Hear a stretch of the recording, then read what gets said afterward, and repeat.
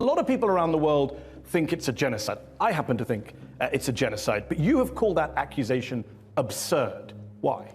Genocide it definitely isn't. The aim here is not to kill as many Palestinians. That's not the definition of genocide. It's one of the You wrote a book on genocide. That's not the definition of genocide. It's one of the definitions. It's not. Try and kill. It's not based on numbers, the definition It's also based on intent and on numbers. It's based on the intent to destroy, to kill in whole or in part. The ICC chief prosecutor has asked for arrest warrants, not just for Hamas leaders, but for the Israeli prime minister and the defense minister for war crimes and crimes against humanity. And he says he has mountains of evidence. We've all seen with our own eyes the Israelis in Gaza commit war crimes on camera, kill unarmed people who are carrying white flags, blow up apartment buildings, drop 2,000-pound bombs on crowded refugee camps. Can we at least agree, Benny, even if we're going to disagree on genocide, that Israel has committed numerous war crimes since the Hamas war crimes on October the 7th? I'm fairly sure there have been war crimes.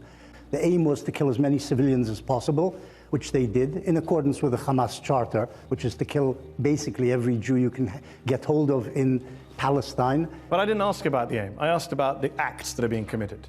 As I said, probably there have been, as in all wars, war crimes. You accept there have been war crimes? Yes. So you would support an arrest warrant for Benjamin Netanyahu? I didn't say that. Why? Firstly, there hasn't been an arrest warrant. I know, there's been a request from the ICC chief prosecutor. So far, they haven't issued it.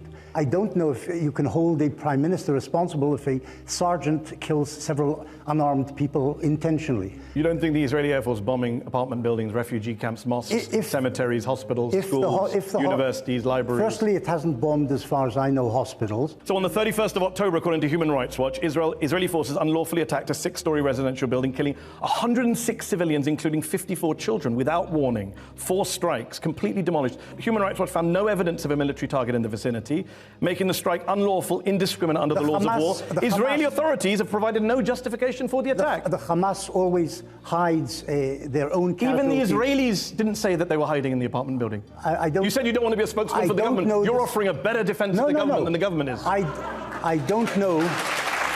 Have you ever seen footage coming out of the Gaza Strip which shows a Hamas fighter dead? Have you ever seen that? They're hiding their casualties. I'm not a Palestinian journalist. I'm a foreign journalist. And guess what? We're not allowed in by the Israelis. They are hiding their casualties. So let me ask you this question. Let me tell you something about the Israeli Air Force, if we're talking about this.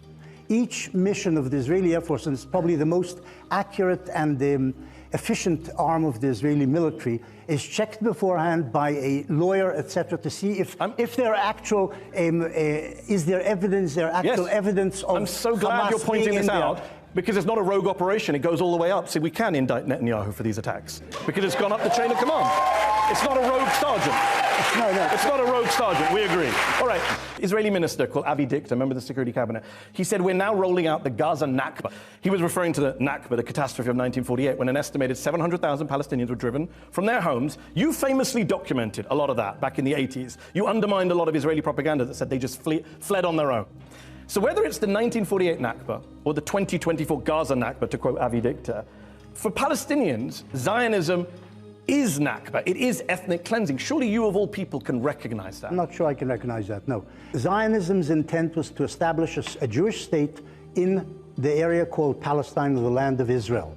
Initially, the Zionists wanted to establish a Jewish state on the whole land of Israel, or all of Palestine. 1937, 1938, Zionism changed and said, we can't have all of the land. There are lots of Palestinians here. Let's share it with the Palestinians. So this is one of the reasons I wanted to interview you, because... Yes. Because I know some of the history. You do know some of the history, and you said they all share. But the problem is, I don't know which Benny Morris I'm speaking to, because you're saying they all wanted to share the land. And yet, I have a book here that says, on the most basic level, Jewish colonization meant expropriation and displacement. Zionist ideology and practice were necessarily and elementally expansionist. Zionism was a colonizing and expansionist ideology. That's Righteous Victims by Benny Morris. I know. And You can respond.